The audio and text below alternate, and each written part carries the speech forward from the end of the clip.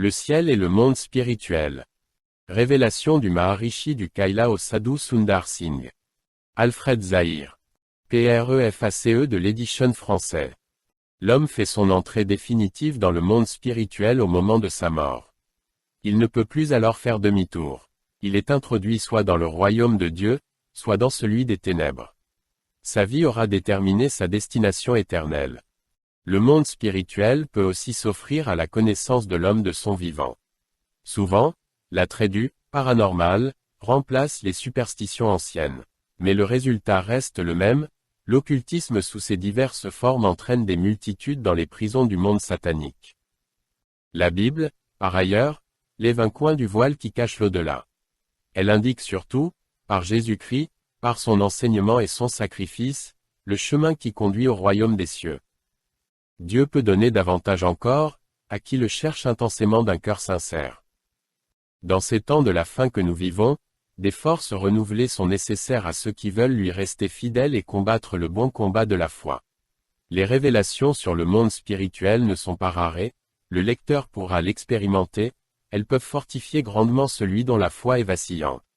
Ce petit livre a cette capacité. Cependant, plusieurs des informations que révèle cet ouvrage ne manqueront pas de surprendre, et le lecteur gardera son entière liberté d'appréciation. Sur un point plus particulièrement, un avertissement nous paraît nécessaire pour éviter qu'une mauvaise interprétation n'engendre une déviation dangereuse.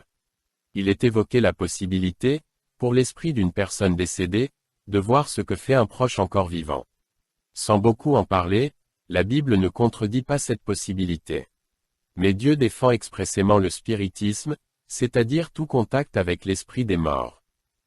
Lévitique 19, 31, ne vous tournez pas vers ceux qui évoquent les esprits, ni vers les devins, ne les recherchez point, de peur de vous souiller avec eux. Je suis l'Éternel votre Dieu. Lévitique 20, 6, si quelqu'un s'adresse aux morts et aux esprits, pour se prostituer à eux, je tournerai ma face contre cet homme, je le retrancherai du milieu de son peuple.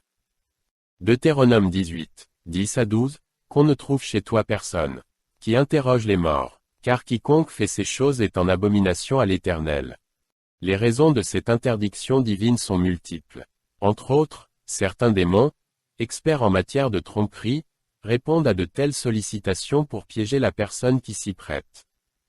Enfin, le Maharishi parle de ses déplacements en esprit. Ce que Dieu a pu permettre exceptionnellement à certains de ses serviteurs n'est pas à confondre avec les activités maléfiques des satanistes. Ces mises en garde étant faites, nous sommes certains que beaucoup retireront un grand profit des révélations du Maharishi données au Sadhu Sundar Singh et consignées par Alfred Zahir. Edition Zosana. Preface de l'édition américaine. Peu de gens ont entendu parler du Maharishi, le saint vieillard de l'Himalaya. Il est pourtant un personnage très connu des chrétiens de l'Inde, qui ont fréquenté cet autre homme de Dieu que fut, au début du siècle, le Sadhu Sundar Singh. C'est précisément le sadhu qui l'a fait connaître, ayant déclaré l'avoir rencontré et lui avoir rendu visite plusieurs fois à l'occasion de ses voyages au Tibet. L'étonnante histoire du Maharishi vous marquera pour longtemps. Vous ne pourrez pas l'oublier. Quand le Sadhu Sundar Singh disparut au Tibet en 1929, au cours d'un voyage missionnaire, des recherches furent entreprises pour le retrouver. Mais on ne découvrit jamais aucune trace de lui. Sa disparition reste un mystère. Certains ont pensé qu'il était mort, peut-être tué par un ennemi tibétain. D'autres croient qu'il vivrait encore dans l'Himalaya et qu'il aurait consacré sa vie à prier pour le monde, comme son ami le Maharishi du Kaila. Le sadhu aurait été centenaire en 1989. Ce ne serait pas particulièrement étonnant quand on sait que la Maharishi a parlé au Sadhu Sundar Singh lorsqu'il était lui-même bien plus que centenaire. Issu de la foi islamique, le Maharishi avait été amené à Christ par Gernaeus Xavier, missionnaire jésuite mondialement connu. Certains seront émerveillés par ce livre. D'autres ne verront là que fantaisie et même pure folie. Mais chacun reste libre de l'accepter ou de le rejeter. Quant à nous, nous sommes heureux d'avoir le privilège de pouvoir bénir ceux qui aiment les doux mystères de Dieu. Buen Air. Chaud. Introduction. Ce petit livre est un condensé de ce que nous savons au sujet du saint vieillard que le Sadhu Sundar Singh rencontra au Kailas, une haute montagne enneigée de la chaîne de l'Himalaya. Ce qui est décrit dans ces pages est ce que l'auteur a entendu de la propre bouche du sadhu Sundar Singh, et dont il a pris note. Les récits du saint homme sur le ciel et ses habitants seront reçus par certains comme une grande révélation, inspirée de Dieu et édifiante. Mais ils amèneront une consternation sans précédent chez d'autres, qui trouveront très difficile de donner crédit aux affirmations de cet homme. Ce n'est là qu'une question d'opinion personnelle et chacun est libre de penser ce qu'il veut. Nous laisserons donc le lecteur seul juge de cette narration.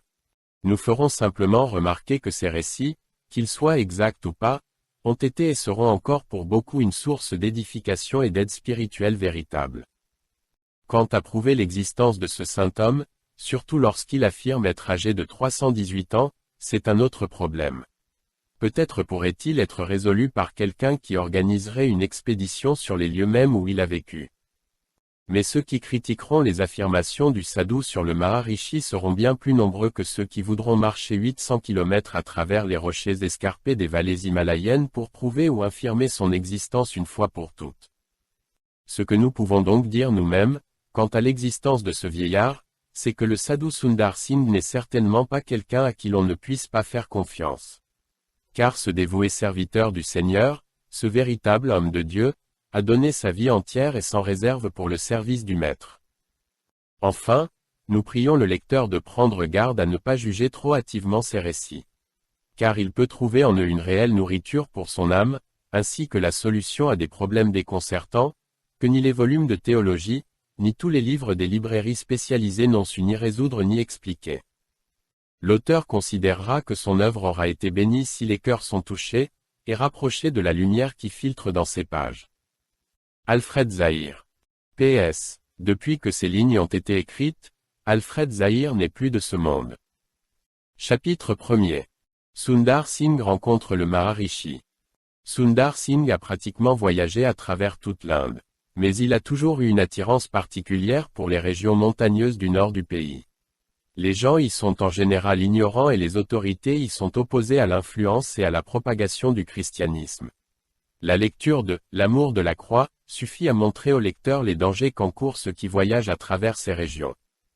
C'était au cours de l'été 1912, alors qu'il prêchait dans plusieurs districts d'altitude, tels Terry Garhwal et Gangotri, que Sundar se rendit jusqu'à Kaila, un pic de l'Himalaya culminant à 6715 mètres, considéré comme très sacré par les Tibétains et les Indiens et regardé comme la demeure de nombreux maîtres et prophètes hindous.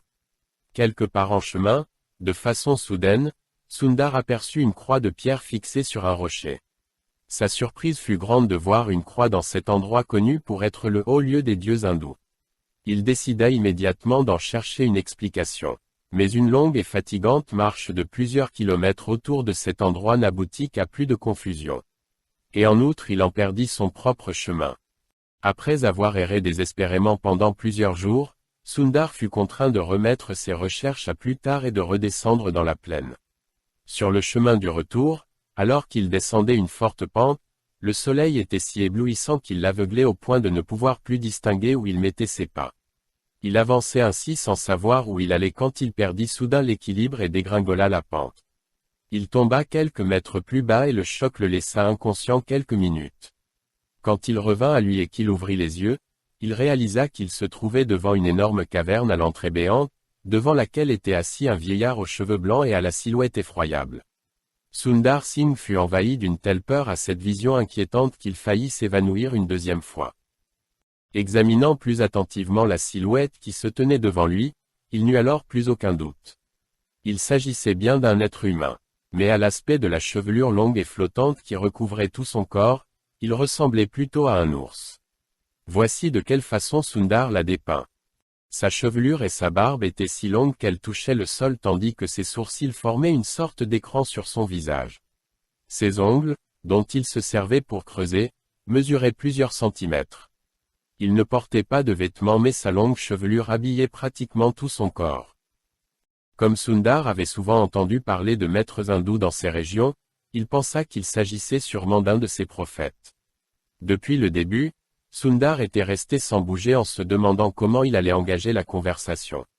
Finalement, il se ressaisit et lui adressa la parole dans son propre dialecte. D'abord, l'homme sembla ne pas tenir compte des mots de Sundar. Il était assis, les yeux fermés. Il ne les avait pas encore ouverts. Mais, une minute ou deux après que Sundar eut parlé, l'homme ouvrit les yeux. Ses yeux, dit Sundar, étaient si brillants et si perçants qu'ils semblaient regarder le fond de mon cœur et lire mes pensées. Après que le vieillard eut ouvert les yeux, il prononça ces mots, « Avant que nous commencions à parler, ayons un moment de prière. » Et disant cela, il ouvrit son volumineux Nouveau Testament de parchemin et fit une lecture dans l'Évangile de Matthieu, au chapitre 5. La lecture terminée, il se mit à genoux et pria d'une manière ardente et solennelle, en terminant, au nom du Seigneur Jésus. Comme tout cela était étonnant pour le pauvre Sundar qui jamais ne s'était attendu à trouver un homme dans ces endroits désolés, et encore moins un chrétien consacré et un homme de prière, il pensa tout d'abord que l'homme le trompait. Mais la conversation qui suivit lui confirma que tout ceci avait été conduit par l'intervention divine et que Dieu l'avait amené là afin de l'enseigner et de lui révéler ce qui manquait à sa connaissance des choses spirituelles, et également afin de faire de lui un serviteur de Dieu plus fort et plus fidèle. Sundar demanda alors au vieil homme de lui raconter son histoire et de lui expliquer les circonstances qui l'avaient amené là. Ce qui suit est donc un résumé de sa vie dans les termes qu'il a utilisés à l'égard du sadhu. Chapitre 2. Le Maharishi raconte sa vie. Je leur donnerai la vie éternelle, et ils ne périront pas, car nul ne les ravira de ma main. Jean 10h28. Il y a de cela 318 ans, je suis né à Alexandrie, en Égypte, dans une famille musulmane. À l'âge de 30 ans, j'ai renoncé au monde. Je suis devenu un ermite, afin qu'au travers de veilles nocturnes et de méditations journalières je puisse atteindre les mystères divins et aboutir à une parfaite connaissance des choses spirituelles. Mais bien que j'ai lutté durement pour y arriver et trouver du repos pour mon âme troublée, il semblait que rien ne m'aidait pour atteindre ce but. Au contraire, au fur et à mesure que s'écoulaient les jours et les semaines, mon âme était de plus en plus tourmentée et j'aspirais à quelque chose qui me donnerait la force de vaincre cette guerre intérieure, et qui apporterait la paix et le repos à mon cœur triste. Je me débattais dans ces souffrances spirituelles, lorsqu'un jour j'entendis dire qu'un chrétien était venu en Inde et qu'il prêchait un sauveur, capable selon lui d'apporter le salut aux pécheurs et de donner du repos aux hommes fatigués. Quand j'entendis cela, j'eus moi aussi envie de rencontrer ce chrétien et de lui demander s'il pouvait faire quelque chose pour m'aider dans mes difficultés. J'étais en train de préparer une rencontre avec ce saint homme, lorsqu'à ma grande joie il vint lui-même un jour vers moi. Il me vit si triste qu'il me parla du plus profond de son cœur pour me réconforter et réjouir mon esprit abattu. Dans sa conversation, il me parla beaucoup du Seigneur Jésus, de la vie simple et exemplaire qu'il avait vécue sur la terre, de son pouvoir de sauver les pécheurs, de son amour et de son attention pour les perdus et les délaissés. L'amour et la sympathie de cet homme de Dieu, et le peu qu'il me dit au sujet de Jésus affectèrent étrangement mon cœur. Je devins conscient, d'une forte conviction intérieure, que le moment était proche où mon épreuve allait prendre fin et où j'allais enfin atteindre cette paix du cœur et cette joie de l'âme que j'avais si longtemps cherchée, mais en vain. Après cette première visite, ce chrétien m'en fit plusieurs autres. Il me parla davantage de Jésus-Christ et de son pouvoir de salut. Plus j'en entendais et j'en apprenais à propos du Sauveur, plus mon cœur était conquis par lui. Finalement, je n'eus plus aucun doute sur le fait que Jésus, et Jésus seul, pouvait apaiser mon âme troublée et m'introduire dans la paix et la joie. Je reçus le baptême de mon maître et je devins chrétien. Aussitôt, une joie nouvelle entra dans mon âme et je reçus un désir ardent d'aller parler à d'autres du Sauveur de mon âme. Aussi je priai mon maître d'accepter que je le suive dans sa tournée d'évangélisation à travers le pays, afin que je puisse aussi en apprendre davantage et être fortifié dans la foi. Il accepta ma requête avec joie, et je suivis le saint homme dans sa tournée. Cet homme vénérable qui m'enseigna s'appelait Gernaeus. Il était le neveu de Francis Xavier, missionnaire jésuite mondialement connu et peut-être le plus grand des missionnaires jésuites qui parcoururent l'Orient. Note de l'auteur, Francis Xavier, 1506 à 1552, a été appelé « l'apôtre des Indes ». On a dit de lui, sa charité était sans mesure, son courage était héroïque, et son œuvre missionnaire en Inde, au Japon et dans d'autres pays d'Extrême-Orient a été suivie de résultats stupéfiants. Parenthèse fermante. Ce Gernaeus, quant à lui, a voyagé dans pratiquement le monde entier. Il a aussi passé plusieurs années en hindou, entre autres, il a baptisé l'empereur Akbar et plusieurs autres éminents personnages et autorités religieuses de l'époque. Le Nouveau Testament de parchemin est aussi quelque chose que j'ai reçu de mon maître. C'est pour moi un précieux trésor. Il est l'une des rares copies du Nouveau Testament qui a été écrite à l'époque de l'empereur Constantin. Francis Xavier a lui-même possédé ce parchemin plusieurs années. C'est à sa mort qu'il est devenu la possession de son neveu Gernaeus qui m'a enseigné. Après être resté plusieurs années en compagnie de mon précepteur, je suis parti seul. Il m'a demandé d'aller où je serais conduit et d'y prêcher la parole de Dieu. Selon son conseil, je suis parti, et j'ai presque parcouru le monde entier. Pendant 75 années entières, soit jusqu'à l'âge de 105 ans, j'ai prêché la parole de Dieu de ville en ville et de pays en pays. J'ai travaillé dans beaucoup de pays différents, et en conséquence, je parle aujourd'hui couramment 21 langues. Ayant atteint l'âge de 105 ans, mes facultés physiques et mentales commençaient à décliner, et je sentais que je n'allais plus pouvoir très longtemps continuer mon travail. Je décidai de passer les restes de mes jours dans la solitude et le repos du corps, et de finir ma vie en passant tout mon temps dans la prière, la méditation, et l'intercession pour les serviteurs de Dieu engagés dans son œuvre. C'est avec cette intention que je vins dans cette région de l'Inde que j'avais parcouru un certain nombre d'années auparavant. Le lieu que j'ai choisi se trouve à de nombreux kilomètres de toute habitation et il n'y a aucun risque qu'un humain vienne troubler l'aisance et la tranquillité de ma vie solitaire. C'est un havre de paix et de repos. Tout autour de moi s'étend le jardin de la nature qui abonde en toutes sortes de fruits et de plantes. Et c'est de cela que je me nourris. Certains de ces fruits et de ces plantes ont des propriétés spécifiques pour guérir certaines maladies. D'autres contiennent véritablement le jus qui donne la vie. C'est en les consommant que j'ai gardé de telles forces en moi. En hiver, lorsqu'il neige jour et nuit, plusieurs ours viennent dans la caverne. Quand nous sommes les uns contre les autres, nous nous tenons chaud mutuellement. Les missions actuelles du Maharishi. Après avoir passé ici plusieurs années, je pensais que l'heure était venue pour moi de quitter ce tabernacle mortel pour ma demeure céleste. Mais bien que je fus très avancé en âge, je ne sentais aucun déclin dans mes facultés physiques et mentales. Un jour que j'étais assis, méditant et priant Dieu de m'appeler, à la maison, si c'était sa volonté, j'ai soudainement entendu un étrange bourdonnement dans la grotte. C'était comme s'il y avait des centaines d'oiseaux à l'intérieur. J'ai regardé en haut, j'ai regardé en bas, mais je n'ai rien vu. Le bruit a continué un certain temps, et comme je ne pouvais rien voir, je me suis mis à genoux et j'ai prié, « Ô Dieu, si un mystère spirituel est caché derrière tout ceci, révèle-le à ton serviteur et fais-moi connaître ta volonté. » Cette prière était encore sur mes lèvres quand je sentis comme si quelqu'un avait touché mes yeux. À peine cette main se fut-elle retirée que mes yeux spirituels furent ouverts. Je vis qu'à côté de centaines d'anges qui remplissaient ma caverne, il y en avait une armée entière qui descendait du ciel et chantait des hymnes de louange à la gloire de Dieu. Derrière cette armée, je vis leur roi, Christ lui-même, descendant du ciel et venant vers moi. Devant cela, je tombai sur ma face et l'adorai. Mais aussitôt, le maître me prit par la main et me fit me relever en m'adressant ces mots, « Mon serviteur fidèle, je t'accorde maintenant la vie éternelle. Car tu ne mourras jamais, tu vivras dans ton corps jusqu'à ma seconde venue, qui maintenant est proche. Tu passeras dorénavant ton temps à prier et à intercéder pour mon Église qui combat sur la terre.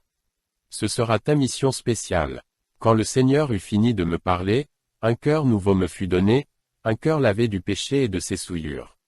Je me sentais comme né une nouvelle fois. Puis je vis le Seigneur et sa grande armée de saints anges repartir vers les lieux célestes. Après qu'ils s'en furent allés, plusieurs saints vinrent alors vers moi et me souhaitèrent de la joie dans ma régénération. Ils me parlèrent du grand privilège qui m'avait été accordé. Ils étaient de ceux qui ont achevé leur course terrestre et qui étaient entrés dans leur repos éternel. Ils avaient gagné la couronne de gloire. Depuis ce jour, certains de ces saints sont toujours avec moi.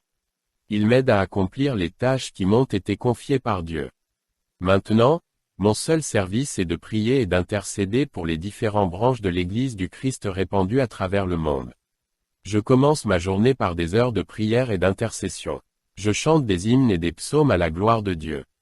Je lis et je médite sa sainte parole. Dieu m'a accordé également un autre privilège particulier, celui de visiter chaque partie du monde en esprit. Car comment pourrais-je autrement intercéder pour les différentes églises sans connaître leurs besoins particuliers et leurs faiblesses?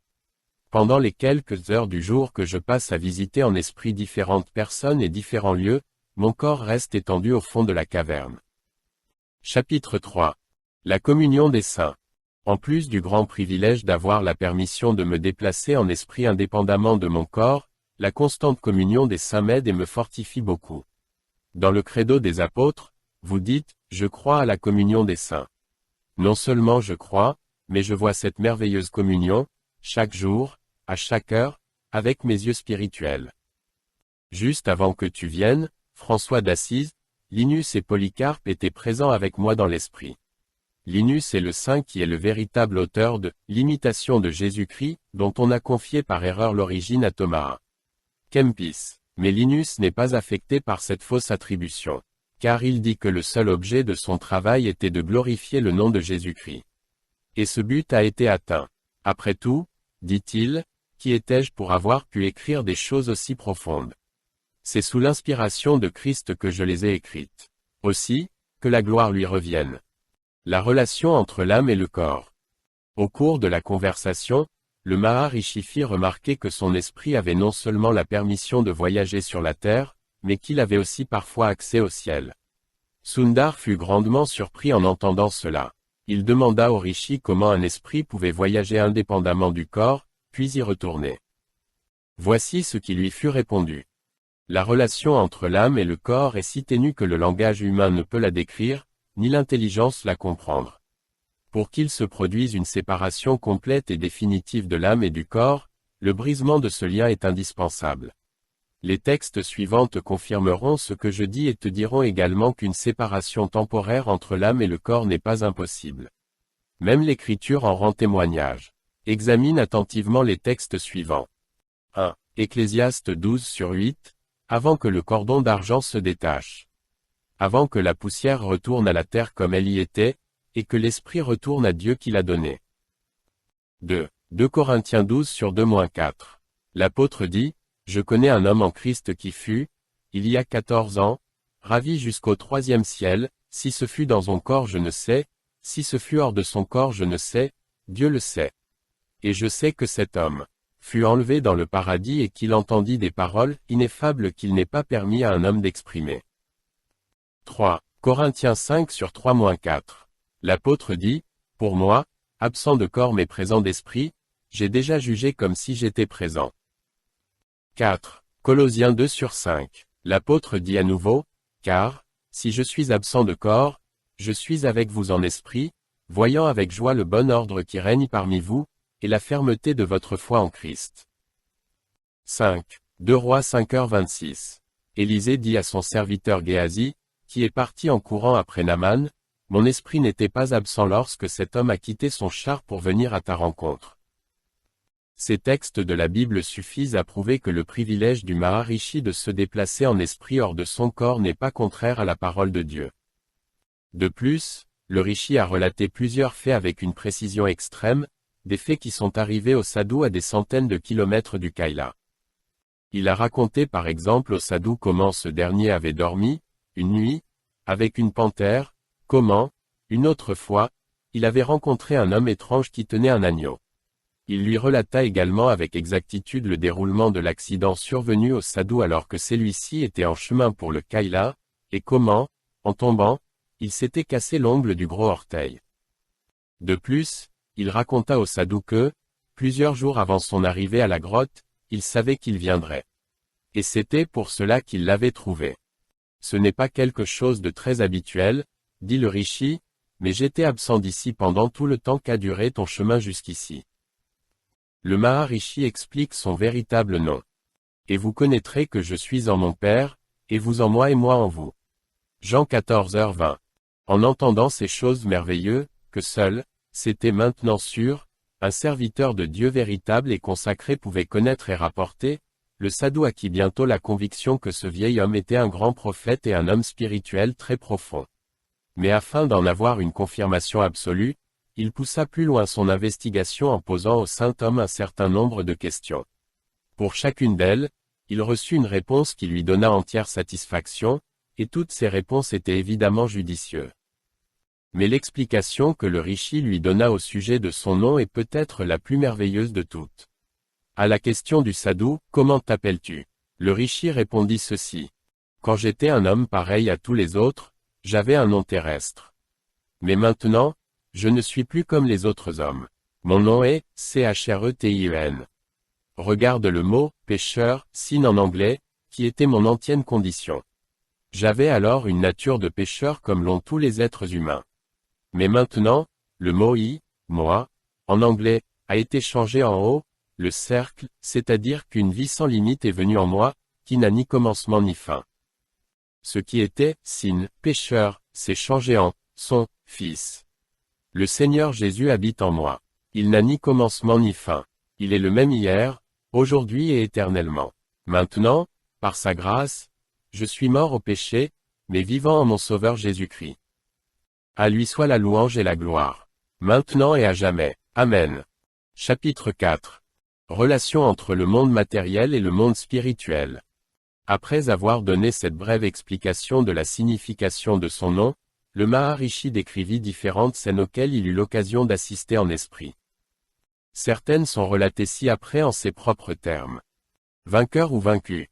Beaucoup de gens semblent penser que ce qu'ils font dans le secret n'est connu de personne, excepté d'eux-mêmes. Mais rappelez-vous les paroles de Paul, et ce que le Seigneur Jésus lui-même a dit. Car il n'y a rien de caché qui ne doive être découvert, ni de secret qui ne doive être connu. Matthieu 10h26. Ce que le Seigneur et l'apôtre évoquent, je l'ai expérimenté de mes propres yeux. Une fois, présent en esprit à Liverpool, je me rappelle avoir vu un homme près duquel le frère aîné et la grand-mère étaient aussi présents en esprit. Tous deux avaient été, de leur vivant, des gens craignant Dieu. Et il n'y avait pas que nous. Une armée d'anges était là également. Le voyant commettre un horrible péché, les deux parents de cet homme répandirent des larmes d'une amère tristesse, se désolant sur leurs proches, indignes. Moi-même, je fus profondément attristé de ce que je vis. C'est alors qu'un ange me dit ceci. Ce que cet homme est en train de faire maintenant lui sera remis en mémoire après sa mort. Mais quand bien même il se repentirait alors et demanderait pardon, cela ne lui sera pas accordé.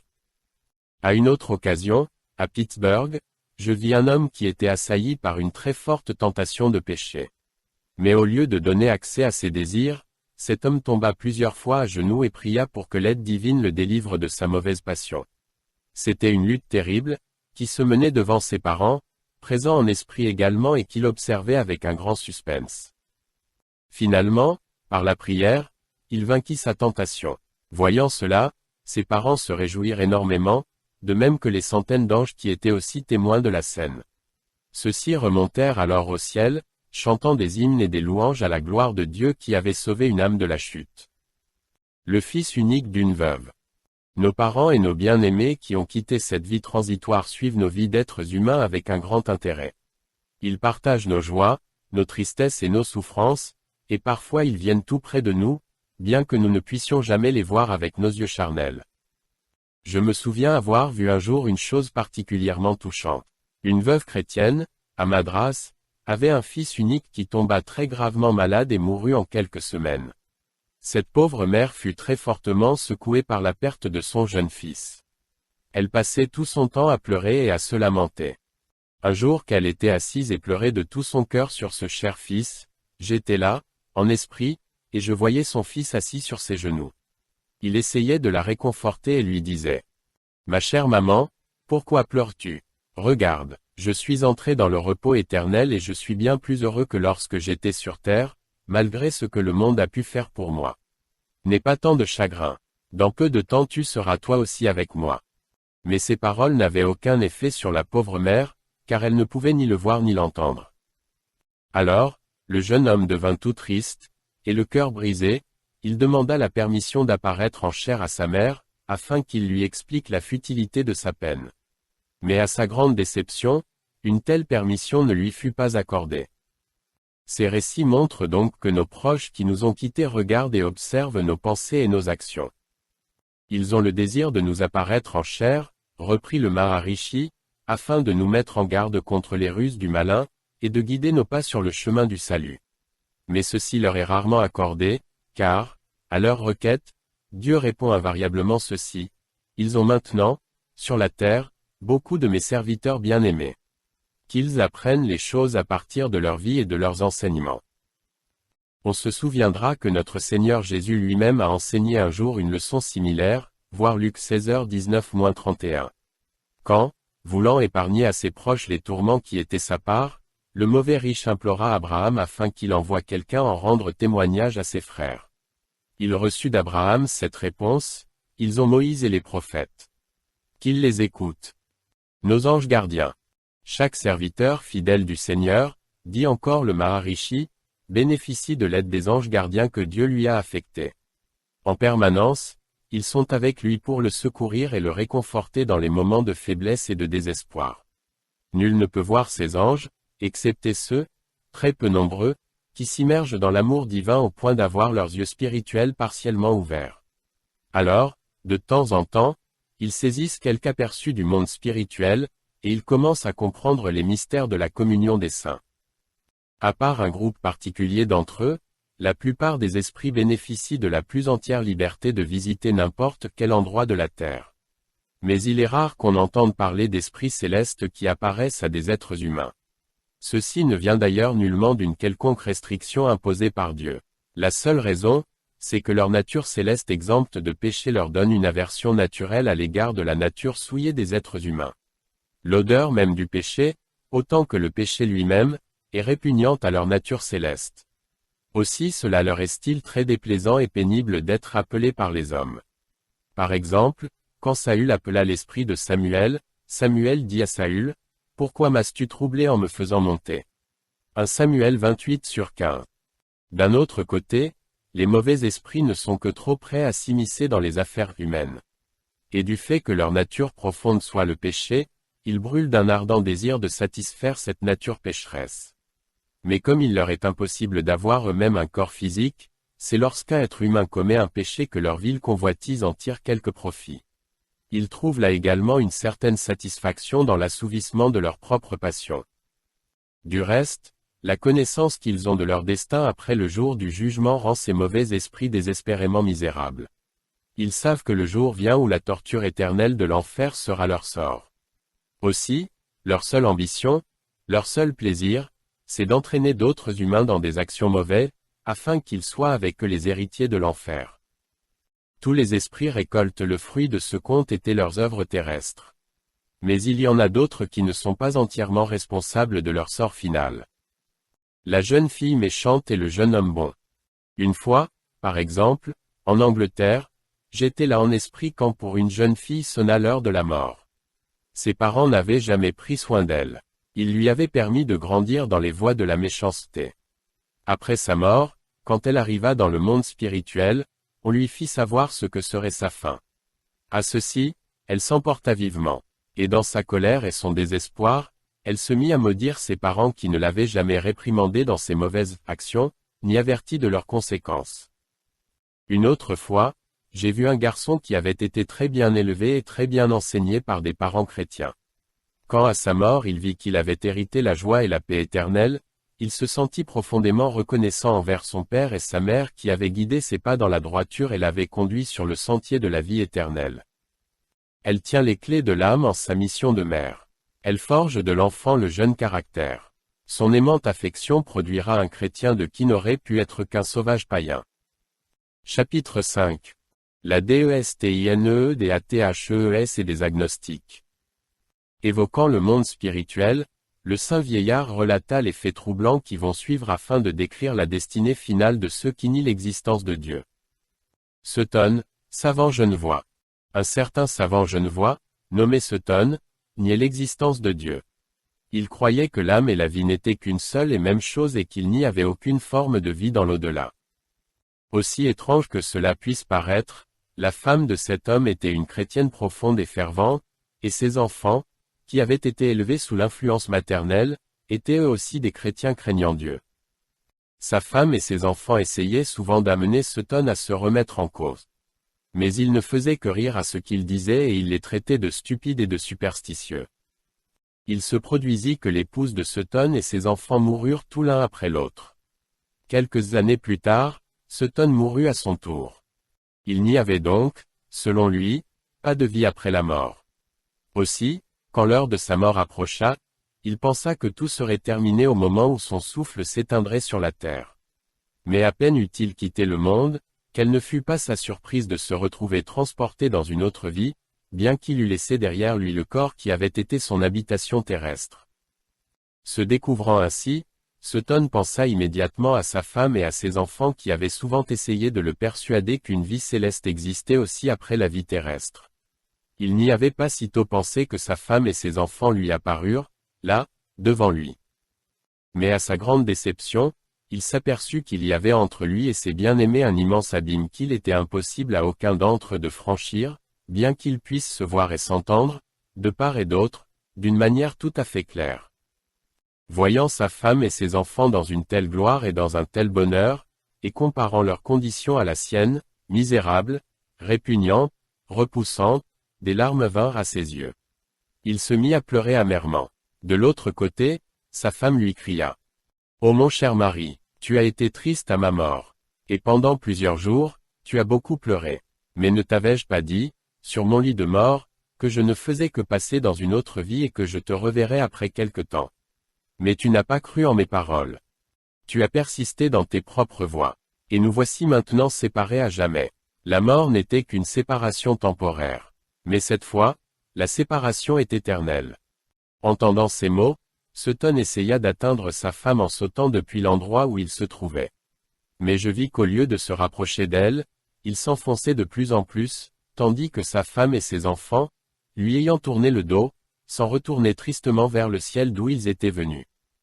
Certains pourraient penser que les serviteurs de Dieu qui sont maintenant au ciel doivent ressentir beaucoup de tristesse en voyant leurs parents pécheurs agoniser dans les tourments de l'enfer.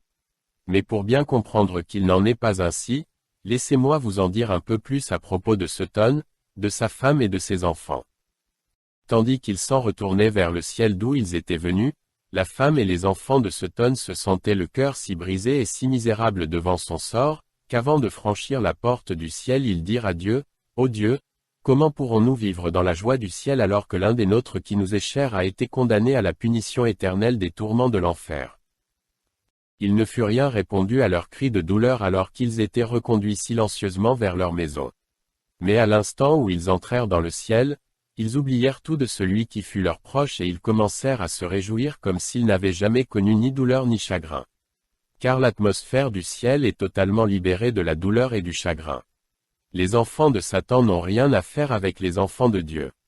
Tandis que les premiers n'auront devant eux que souffrance et mort éternelle, les seconds ne connaîtront plus ni tristesse, ni aucun problème. Mais ils se réjouiront dans la liberté du royaume céleste. Visités par l'esprit d'un damné. Outre les saints, des esprits mauvais viennent quelquefois jusqu'à moi. Une fois, j'ai eu la visite de l'esprit d'un athée de Rohtak, une ville du Pendjab, en Inde. Cet esprit paraissait très misérable et comme n'ayant pas trouvé de repos.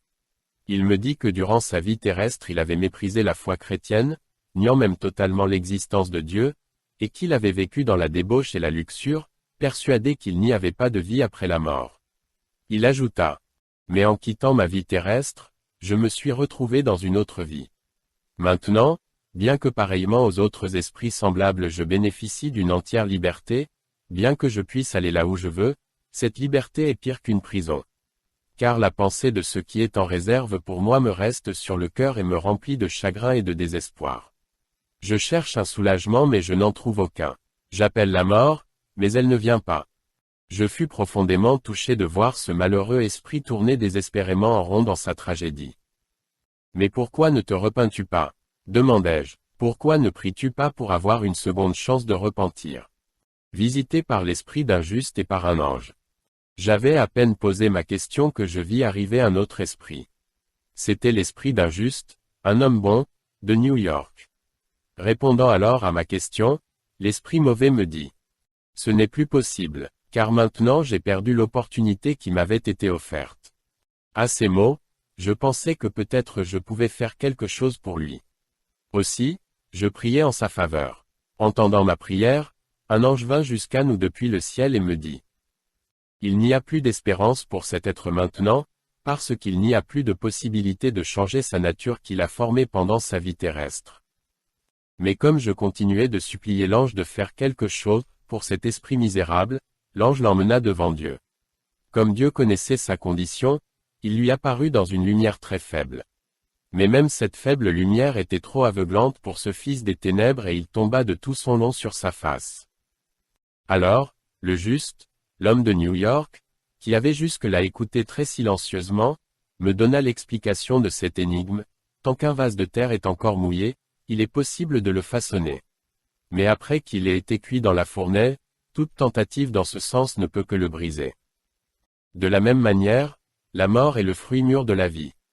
Et nul ne peut changer sa nature après la mort. C'est pourquoi cela est écrit dans le livre de l'Apocalypse, 22h11, que celui qui est injuste soit encore injuste, que celui qui est souillé se souille encore, et que le juste pratique encore la justice, et que celui qui est saint se sanctifie encore. Il n'y a aucun moyen de changer la vie de quiconque après la mort. Une vie mauvaise ne peut en aucune manière être transformée en une vie bonne, ni une vie infernale en une vie angélique. Car chaque esprit, de la tête aux pieds, est absolument identique à ce qu'est son amour, donc à ce qu'est sa vie. Transformer cette vie en son contraire ce serait détruire complètement l'esprit. L'homme, après la mort, continue à être semblable à ce qu'il a été sur la terre. Personne, dans le monde spirituel, ne peut se soustraire à ce désir, parce que ces désirs appartiennent à son amour. Son amour appartient à sa volonté appartient à sa nature, et chacun agit conformément à sa nature. À la mort, bien qu'il laisse derrière lui son corps, l'homme garde et emporte avec lui dans le monde spirituel sa nature, qui est sa vie. C'est pourquoi l'anéantissement de sa nature signifierait l'anéantissement même de son existence. Chapitre 6. La Jérusalem d'en haut. Évoquant les réalités du monde spirituel, le Maharishi relata ensuite une autre anecdote, intéressante et édifiante. La mort de Maggie et son arrivée au ciel. Un jour, j'avais à cœur de prier pour la France. Alors que j'étais en train de prier, je vis soudain des anges qui se dirigeaient rapidement en direction de la ville de Paris. À l'interrogation que je formulais, il me fut répondu qu'ils allaient accueillir et escorter jusqu'au ciel un esprit qui devait quitter la terre ce jour-là. Je demandai la permission de suivre les anges, afin que je puisse voir comment les esprits étaient accueillis dans le ciel. Ma requête fut agréée et je suivis les anges jusqu'à la maison d'une pauvre femme. À l'intérieur, le corps d'une jeune fille de 21 ans, prénommée Maggie, reposait sur son lit de mort. Elle était entourée de ses proches, en pleurs. Après seulement une quinzaine de minutes, l'un des anges toucha de la main les yeux de Maggie, et soudainement ses yeux spirituels s'ouvrirent. Elle vit alors qu'un grand nombre d'anges étaient venus pour l'accueillir, et avec eux, un grand nombre de ses parents et amis, décédés avant elle. Regardant un peu plus haut, elle aperçut également une grande échelle d'or, qui conduisait jusqu'au ciel, et sur laquelle descendait une autre armée de chérubins, chantant des hymnes de louange et de gloire. À droite de l'extrémité de cette échelle d'or, elle vit un énorme portail sur lequel, en lettres d'or étincelantes, étaient écrits ces mots, « Je suis le chemin, la vérité et la vie ». Aussitôt, Maggie se souvint que c'étaient les mots que le Seigneur Jésus lui-même avait prononcés de ses lèvres. À peine y avait-elle pensé qu'elle vit ce Seigneur debout dans l'ouverture du portail, le visage resplendissant de lumière. Le cœur de Maggie déborda de joie et elle commença à consoler sa famille en pleurs. « Ne vous désolez pas pour moi. Je vais très bientôt entrer dans un lieu de repos et de grand bonheur. Des centaines d'anges rayonnants de lumière sont venus jusqu'ici pour me chercher. C'est vrai, et pas seulement des anges, mais le Seigneur lui-même m'attend à la porte. Au lieu de pleurer, vous devriez vous réjouir. Car je quitte cette vie de misère pour entrer dans le royaume du repos et de la joie sans fin. » Mais ces paroles ne consolèrent en rien ses proches. Ils pensaient qu'elle délirait, et quand arriva l'heure de s'en aller, elle s'écria, « Seigneur, je remets mon esprit entre tes mains. » Et elle rendit son dernier souffle. Dès que son âme eut quitté son tabernacle terrestre, elle vit sa chère maman embrasser son corps sans vie, puis éclater en sanglots et pousser des cris à faire pitié, tandis que toute la famille pleurait aussi très amèrement. À cette vision, le cœur de Maggie fut rempli d'une grande tristesse. Aussi, afin de les consoler, elle se mit à dire à ses bien-aimés des paroles de réconfort. Mais elle fut grandement surprise quand elle se rendit compte qu'il ne semblait pas l'entendre. Elle voulut alors toucher son corps et sentir son existence. Mais à son grand étonnement, elle découvrit que ce corps ne pouvait pas être senti ou touché. Puis il lui fut annoncé que l'heure était maintenant venue de ne plus désormais s'attarder sur la terre. Les anges l'escortèrent jusqu'au ciel en formant une haie de chaque côté du chemin. Tous les 200 mètres environ, elle en croisait des compagnies entières qui chantaient des psaumes et des hymnes en s'accompagnant d'instruments variés. Quand elle atteignit la porte du ciel, certains des anges qui sont parmi les plus importants sortirent pour l'accueillir. Et le Seigneur Jésus lui-même était là. Il étendit sa main bénie, la reçut dans ses bras pleins d'amour, et ils entrèrent au ciel. Des larmes de joie emplissaient les yeux de Maggie devant ce grand honneur que le Seigneur lui faisait. Plusieurs fois, elle demanda : « Seigneur, qu'ai-je fait pour mériter pareille réception ? Après tout, je n'étais qu'une pécheresse. » Toute sa vie, cette jeune fille avait essayé de marcher dans les voies du Seigneur. Et dans cette marche spirituelle, elle avait accompli plusieurs actions qu'elle considérait, elle, comme insignifiantes. Mais on lui dit que tout cet honneur lui était accordé en remerciement de ce qu'elle avait fait pour Dieu au cours de sa vie terrestre. Et de même que Dieu se souvient de tout acte mauvais qu'un homme ait commis, de même l'homme reçoit la juste récompense de tout ce qu'il fait de bien sur la terre. Les demeures célestes. Comme je n'étais encore jamais entré au ciel auparavant, je demandai la permission de suivre Maggie et son escorte afin de m'en faire une idée. Ce qui me fut accordé. Voici alors ce que je vis. Dès que je fus entré dans le ciel, je vis de hautes et magnifiques demeures qui s'étendaient sur de longues distances dans toutes les directions. Mais elles n'étaient construites ni de briques, d'argile et de mortier, ni de verre, de cristal ou d'une quelconque autre matière. Contrairement aux choses terrestres, elles n'ont pas d'existence palpable. Elles ne sont ni limitées ni illimitées mais pourtant elles existent, et elles sont si transparentes que l'œil peut voir à travers des milliers d'entre elles. Bref, ce sont des demeures qu'aucun langage humain ne peut décrire et que l'imagination ne peut pas comprendre. Quand Maggie vit ces palais imposants et superbes, elle fut saisie de stupeur. Elle demanda aux anges qui l'accompagnaient qui étaient les occupants de ces majestueuses habitations. Il lui fut répondu que c'était là qu'habitaient maintenant les saints qui avaient combattu et gagné les batailles spirituelles sur la terre. Ces vastes demeures célestes avaient été préparées pour eux tandis qu'ils étaient encore sur la terre. Un peu plus loin, les anges s'arrêtèrent à l'une d'entre elles. Surprise devant sa magnificence étonnante, Maggie voulut savoir si elle appartenait à quelque monarque.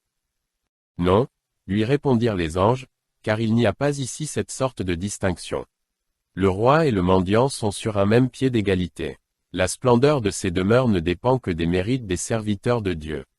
Celle-ci est la tienne, elle vient tout juste d'avoir été achevée aujourd'hui. En pénétrant dans sa maison de joie et de paix éternelle, Maggie vit à l'intérieur une couronne sertie de 4 gemmes étincelants. Elle demanda à qui cette couronne était destinée et ce que signifiaient ces 4 incrustations.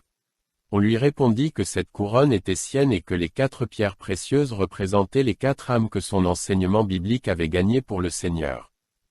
À ces mots, Maggie explosa en débordements de joie. C'est en chantant des hymnes de louange et en exaltant le nom du Seigneur qu'elle entra dans sa demeure céleste, afin d'y habiter dans la joie et la paix qui n'ont point de fin. Chapitre 7. La Jérusalem d'en haut, suite. 3 distinctions pour les saints. Après que les anges eurent escorté Maggie jusqu'à sa demeure céleste, ils me donnèrent encore quelques explications à propos de ces maisons. Parmi celles-ci, ils m'en montrèrent une dans laquelle se tenait un saint qui portait une couronne d'or. Cet homme, me dirent-ils, est un saint qui a vécu sur terre dans la foi et la crainte de Dieu, et qui a passé sa vie à faire le bien. Ils m'en montrèrent une autre dans laquelle était assis un saint dont la couronne était incrustée de gemmes et de rubis scintillants. Celui-ci, me dirent-ils, est un autre saint qui n'a pas seulement vécu une vie droite, mais qui a sauvé plusieurs âmes en les amenant sur la voie du salut. Le nombre de pierres précieuses de sa couronne correspond au nombre d'âmes qu'il a sauvées. Elles brilleront éternellement comme des étoiles, témoignant à jamais de son œuvre sur la terre. Te souviens-tu de ce qu'a dit le prophète Daniel ? Ceux qui auront été intelligents brilleront comme la splendeur du ciel et ceux qui auront enseigné la justice à la multitude brilleront comme les étoiles, à toujours et à perpétuité. Daniel 12/3, puis on me montra encore une autre maison dans laquelle se trouvait un saint dont le corps était couvert d'étoiles scintillantes.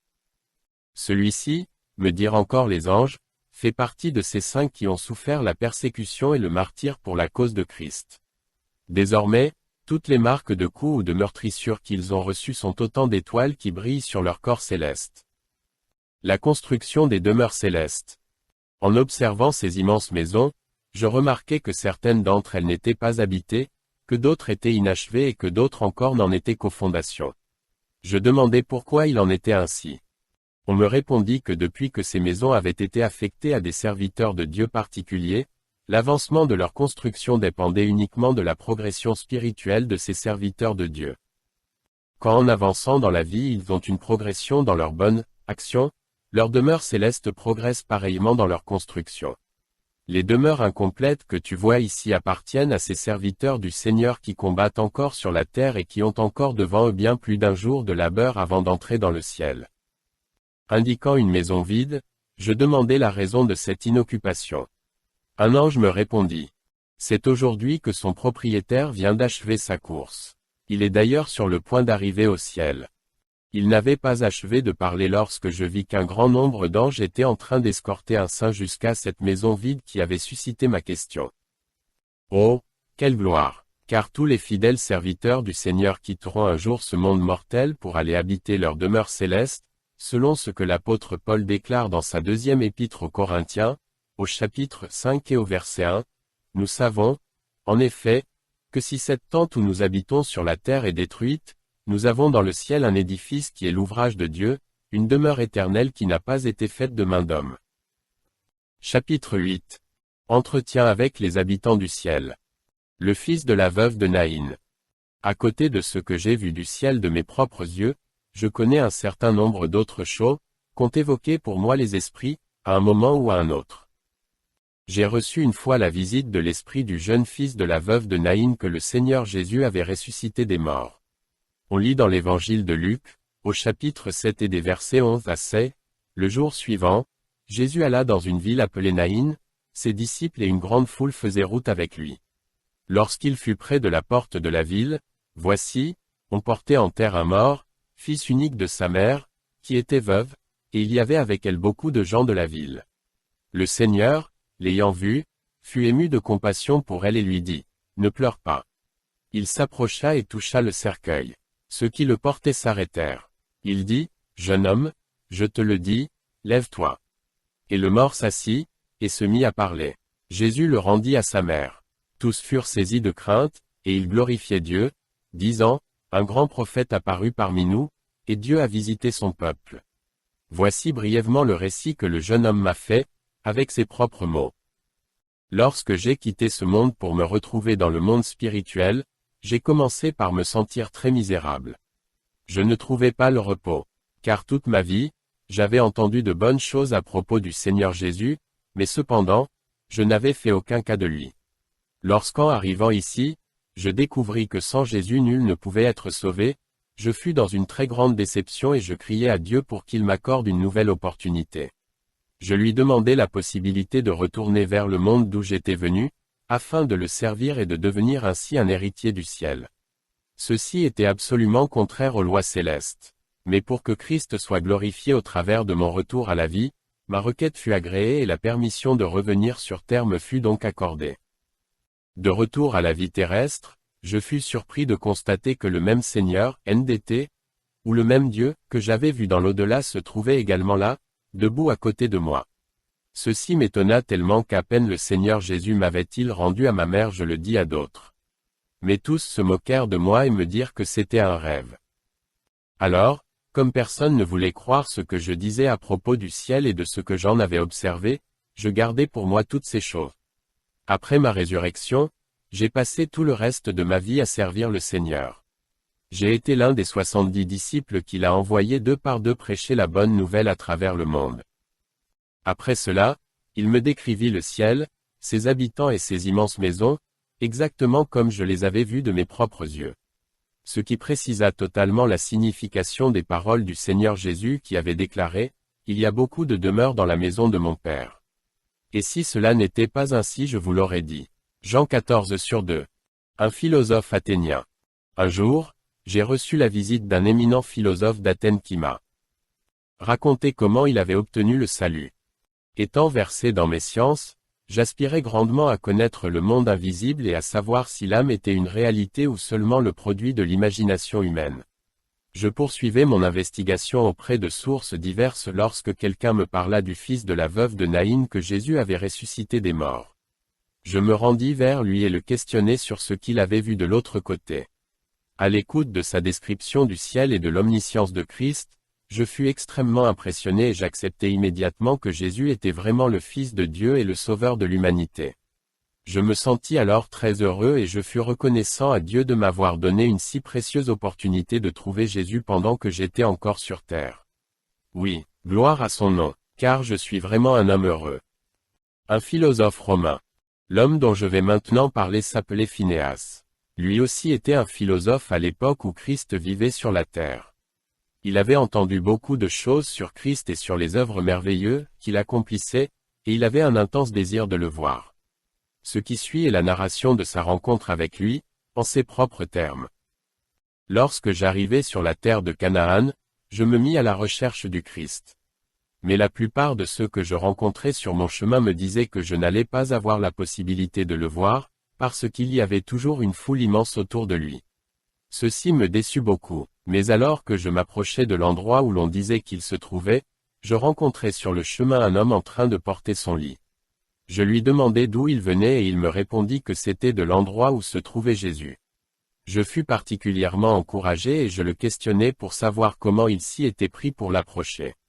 Il se mit à rire et dit : « Ce n'est pas difficile le moins du monde. Ceux qui vont à lui avec de bonnes intentions ne reviennent jamais déçus. Regarde en ce qui me concerne. Je suis resté 41 ans couché au bord du réservoir de Siloé. Il n'y avait personne pour m'aider et jamais je n'ai eu la chance de pouvoir sauter dans l'eau quand elle se mettait à s'agiter. Il se trouva qu'un jour le Seigneur Jésus passa par là et me vit de loin.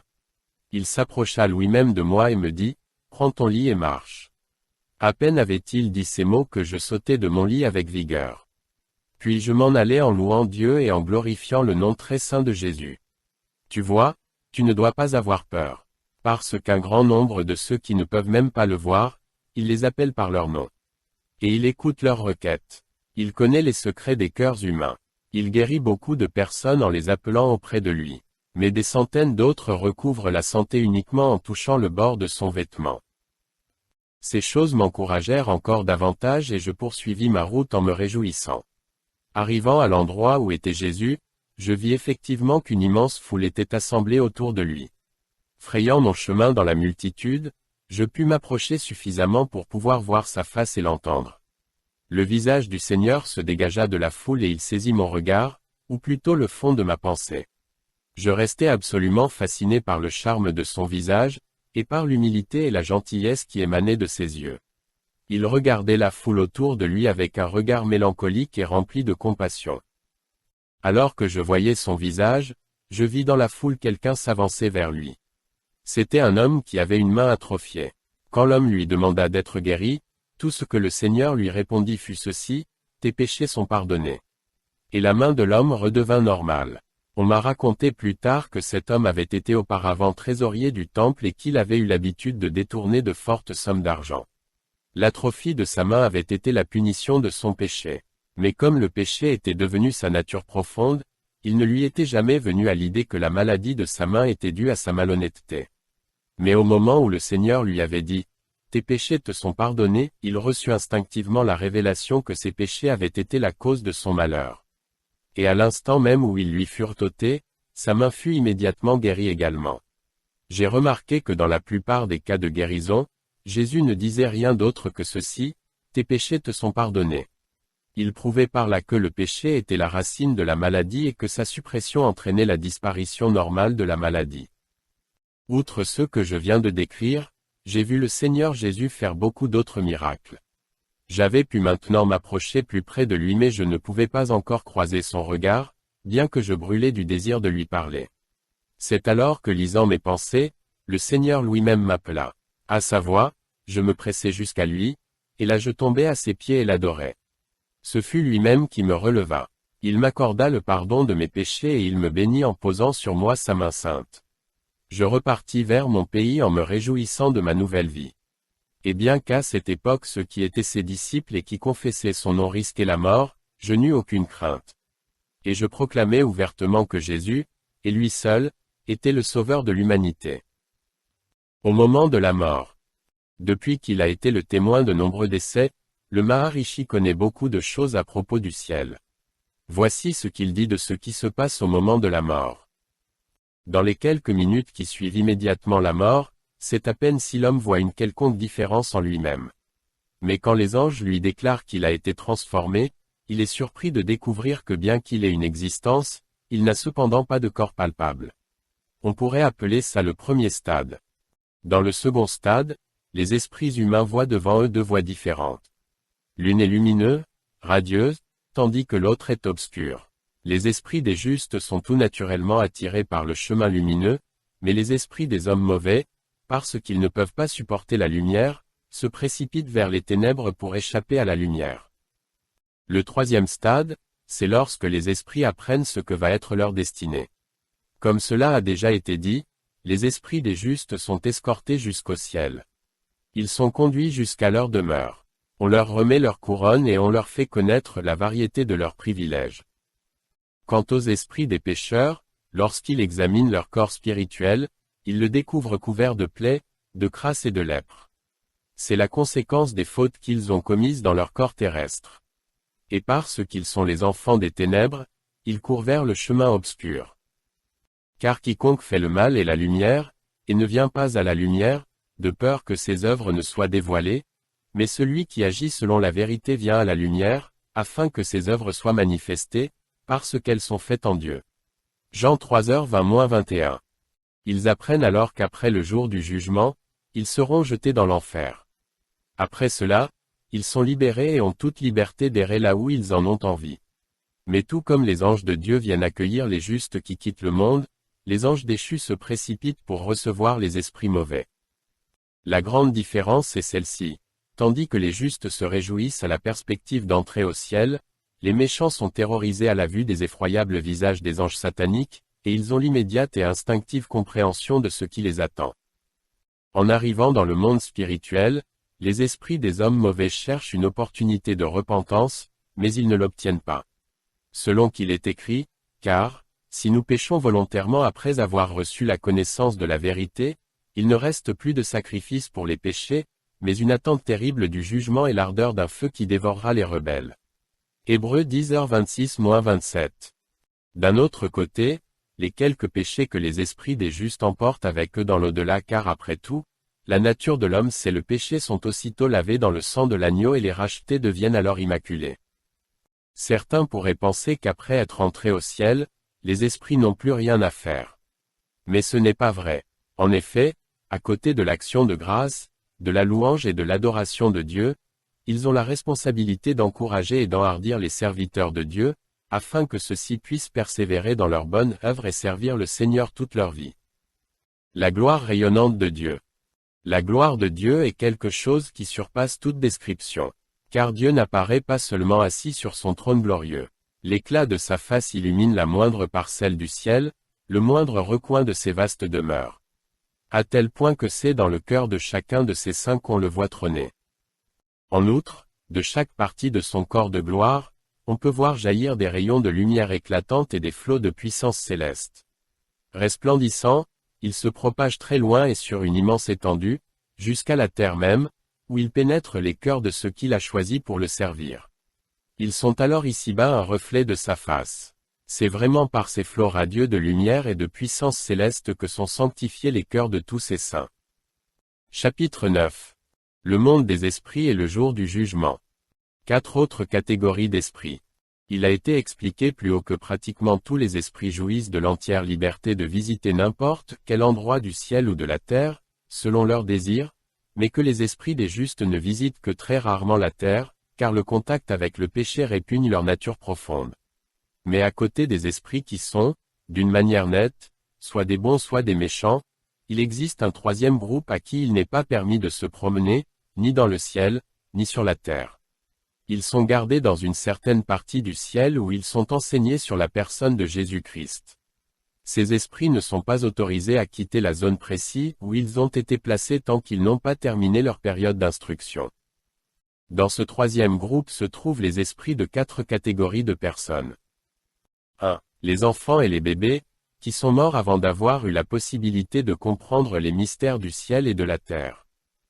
2. Les débiles mentaux et les ignorants, qui n'avaient pas la ressource de l'intelligence, même s'ils avaient entendu parler de Jésus-Christ. 3. Les aveugles, les muets et les sourds, qui étaient physiquement inaptes à connaître et à comprendre les choses de Dieu. 4. Ceux qui n'ont jamais entendu parler du nom de Jésus et ceux qui sont nés avant qu'il vienne. Vous vous souviendrez à ce sujet de ce que Jésus a dit aux brigands de la croix qui avaient cru en lui. Non pas, tu seras avec moi dans le ciel, mais, tu seras avec moi dans le paradis. Car le paradis est en effet l'endroit où les âmes sont gardées pour être instruites.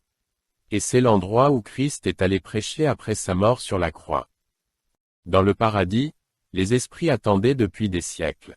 Ils étaient tellement impatients d'avoir Christ au milieu d'eux pour entendre sa prédication qu'ils se sont précipités pour l'accueillir au moment où il est mort sur la croix, comme il est écrit, les sépulcres s'ouvrirent et plusieurs corps des saints qui étaient morts ressuscitèrent.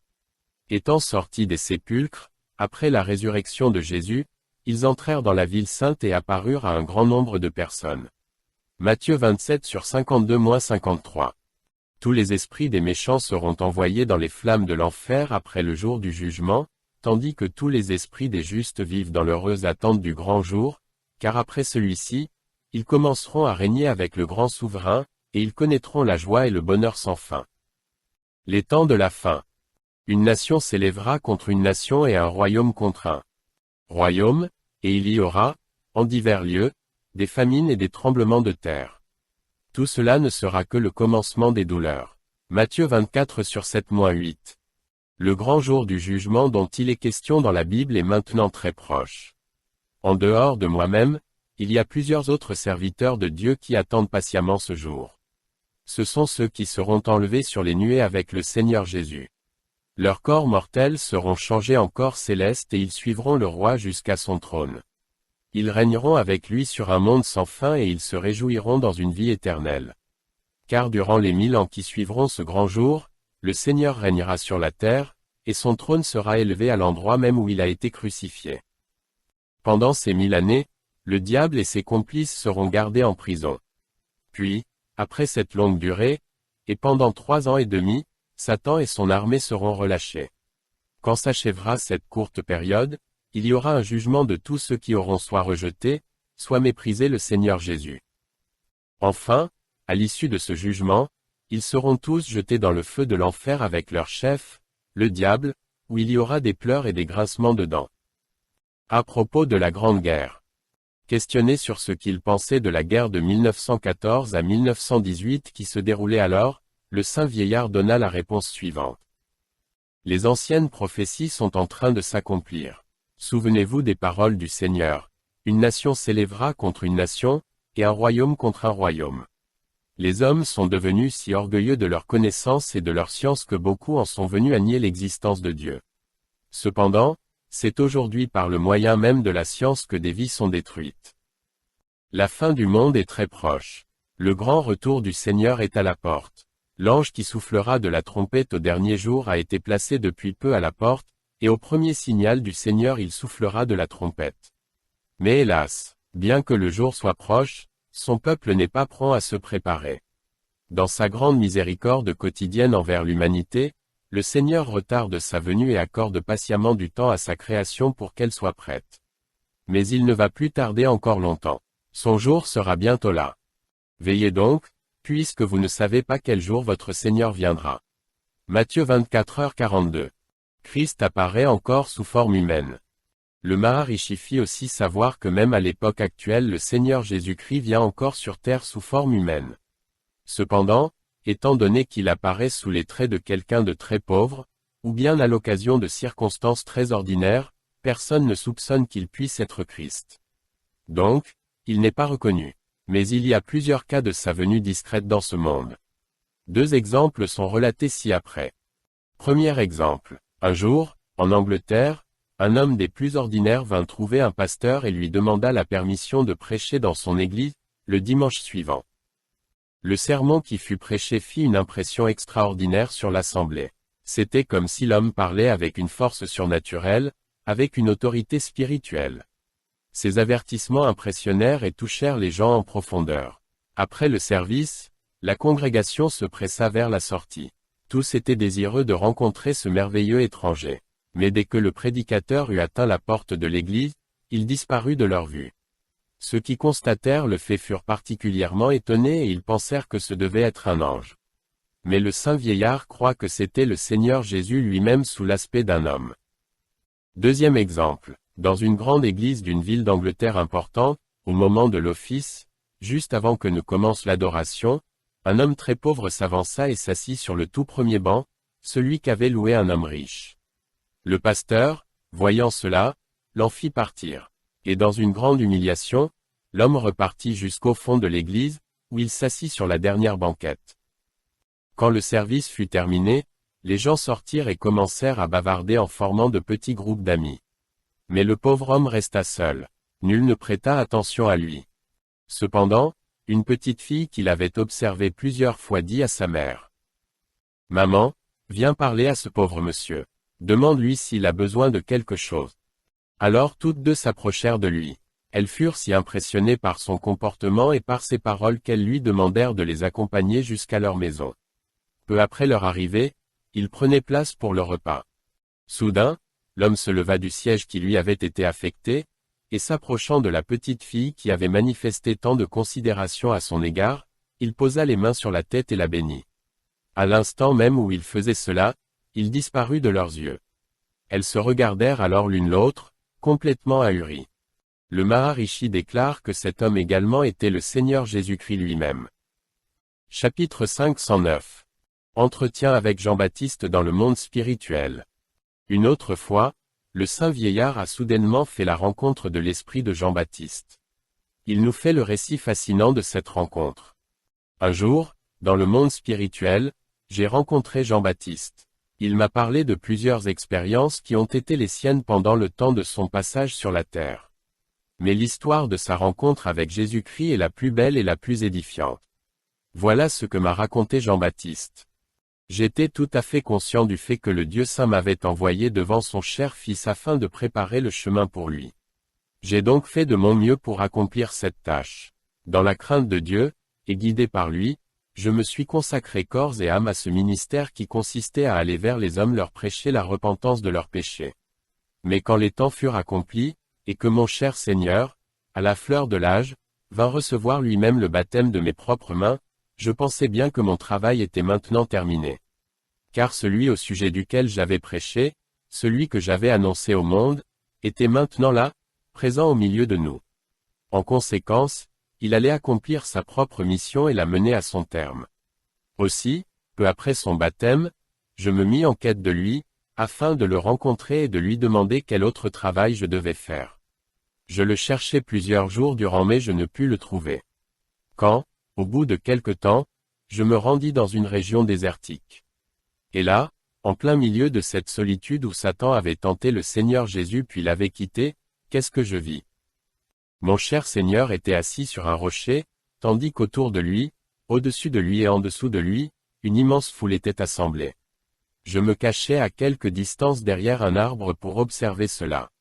Je voulais absolument pouvoir observer tout ce qui se passait, sans l'interrompre.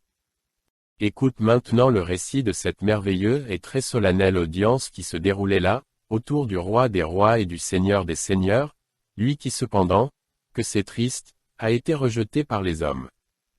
Des chérubins et des séraphins, chantant des psaumes et des louanges à Dieu, descendaient du ciel.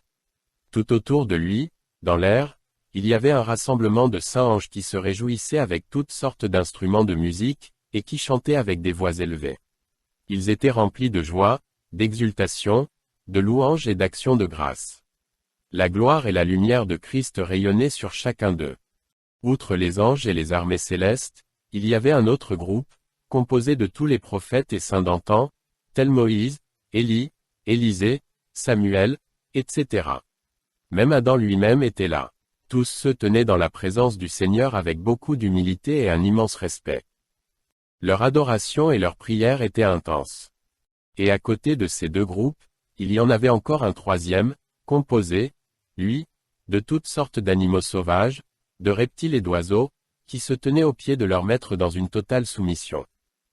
Il semblait que le désir de chacun était d'atteindre son Seigneur et de se presser à ses pieds.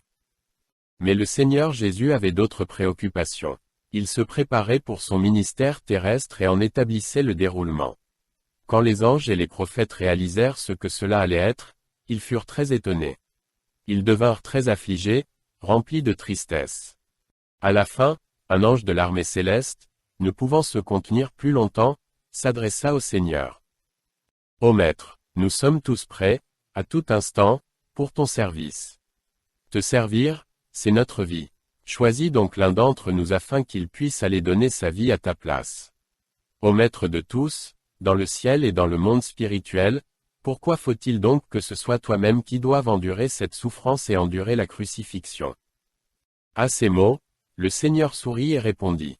« Vous ne comprenez pas ce mystère, et il ne vous est pas donné de le sonder. L'œuvre que mon Père m'a confiée, il est nécessaire que ce soit moi qui l'accomplisse.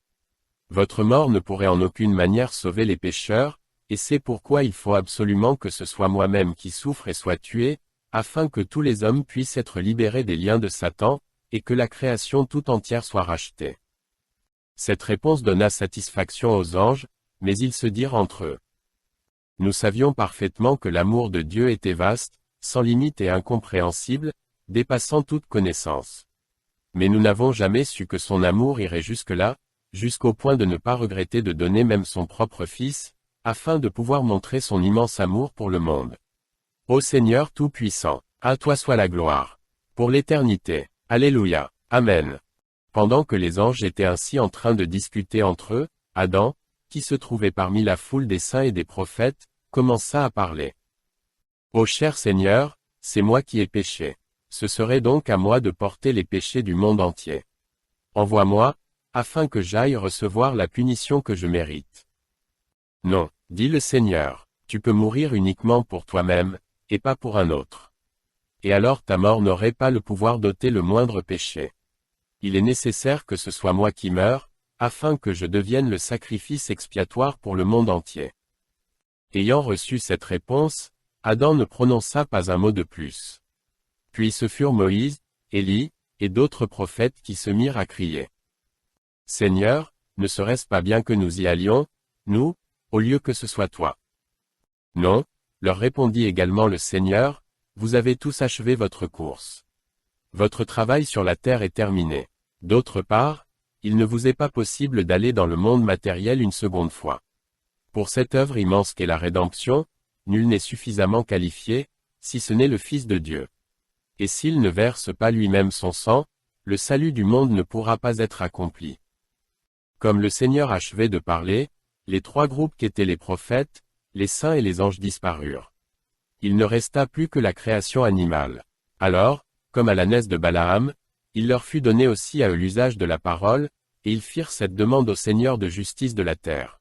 « Ô Seigneur, puisque c'est Adam qui a péché, pourquoi devons-nous aussi connaître la mort alors que nous sommes innocents? » Premièrement, répondit-il, vous n'êtes pas exempts de faute, parce que vous vous tuez et vous vous dévorez les uns les autres.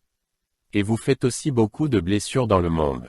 Deuxièmement, lorsqu'Adam a péché, lui qui avait reçu tant d'honneur quand il a été créé et à qui l'autorité a été donnée sur la création, cette création elle aussi devait recevoir sa punition. Quand toutes ces créatures animales se furent soumises à leur Seigneur, moi Jean, qui observais toute la scène, j'eus le désir de m'avancer moi aussi pour l'adorer. Mais je n'étais qu'un homme et j'avais peur de ces animaux sauvages. Mais le Seigneur Jésus, connaissant ma crainte, m'appela par mon nom.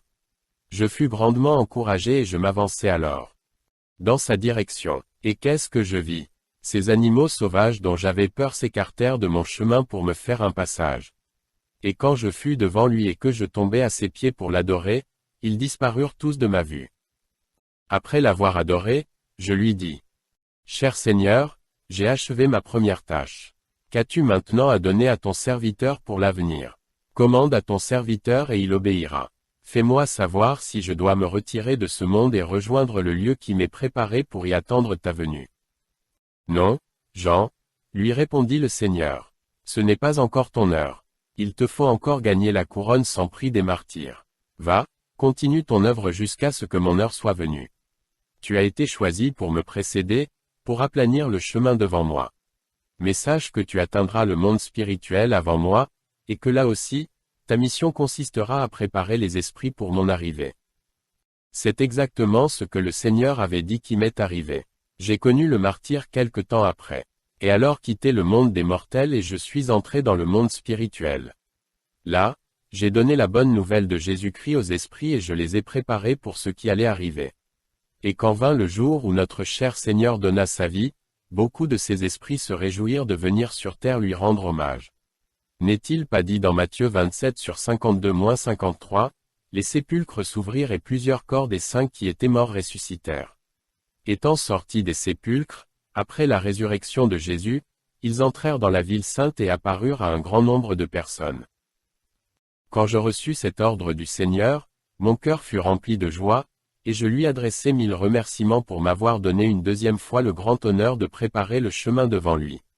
Je tombai à ses pieds et je lui apportai toute mon adoration. Quand je me redressai, je levai les yeux. Je vis alors le Seigneur assis sur un trône merveilleux, immense et majestueux, et des milliers d'anges resplendissants de lumière se tenaient alignés de part et d'autre de lui. Selon qu'il est écrit, « Personne n'est monté au ciel, si ce n'est celui qui est descendu du ciel, le Fils de l'homme qui est dans le ciel. » Jean 3h13. Je vis également que beaucoup de trônes entouraient le trône du Seigneur et que sur ces trônes étaient assis ces saints, portant des couronnes scintillantes et éclatantes de lumière. Alors que je regardais ces trônes, mes yeux s'arrêtèrent sur l'un d'eux qui était vacant. Je me demandais ce que cela pouvait signifier quand un ange m'informa que ce trône avait appartenu à l'ange orgueilleux qui avait élevé sa bannière de rébellion contre le roi des cieux. Tout le monde connaît bien maintenant sa désobéissance et son nom. C'est Satan. L'ange me dit encore. À la fin des temps, ce trône sera donné à l'homme qui sur terre aura été le plus humble et le plus rempli de bonté. Je contemplais quelque temps cet ouvrage infini du Seigneur, et admirant sa dignité et sa gloire, je fus rempli de bonheur. Peu après, quand la vision se fut évanouie de mes yeux, j'adorai à nouveau mon Seigneur et lui rendis grâce. Puis je quittai sa douce présence et je m'éloignai. Voir mon Sauveur face à face, voir Jésus dans sa beauté, ô joie! Ô suprême grâce! Ô bonheur! Félicité! Oui, dans ta magnificence je te verrai divin roi. Je serai semblable à toi. Ta gloire est encore voilée, d'un voile ensanglanté. Bientôt sera révélée ton ineffable beauté. Oh, quel transport d'allégresse, quand tes yeux baissés sur moi, me diront avec tendresse, je mourus aussi pour toi. Peu de gens ont entendu parler du Maharishi, le saint vieillard de l'Himalaya. Il est pourtant un personnage très connu des chrétiens de l'Inde, qui ont fréquenté cet autre homme de Dieu que fut, au début du siècle, le Sadhu Sundar Singh. C'est précisément le sadhu qui l'a fait connaître, l'ayant rencontré plusieurs fois à l'occasion de ses voyages au Tibet. Certains seront édifiés par l'étonnante histoire du Maharishi, par ses témoignages sur le ciel et sur le monde spirituel. D'autres ne verront là que fantaisie et même pure folie. Mais chacun garde sa liberté de jugement et reste libre d'accepter ou de rejeter le contenu de ce livre.